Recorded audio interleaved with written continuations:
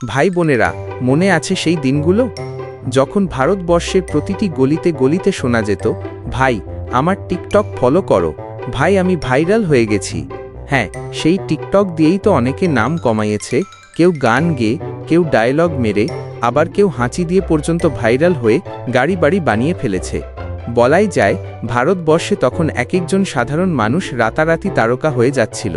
কারো দিনে হাজার হাজার টাকা ইনকাম, তো কারো ভাগ্যে একেবারে বলিউডে ডাক।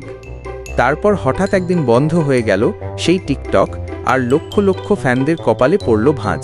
সবাই বলতে লাগলো, ভাই আমাদের কি হবে? কিন্তু শুনে রাখুন, বড় খবর এসেছে।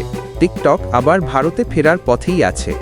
এখনও অফিসিয়ালি কোনো তারিখ জানা যায়নি, তবে ভেতরের খবর বলছে 2026 সালের মধ্যে প্রায় 80% সম্ভাবনা আছে টিকটক আবার আনুষ্ঠানিকভাবে ফিরে আসবে।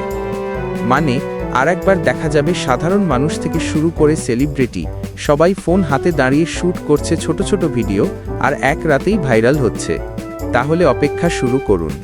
2026 হয়তো আবার শুরু হবে টিকটকের নয়া অধ্যায়। Hey, y'all, come look at this. आज कमाएगा तो कल बैठकर खाएगा। अरे अपनी मेहनत पर भरोसा रख, प्यार तो दोबारा भी हो जाएगा। आ मेरी जान।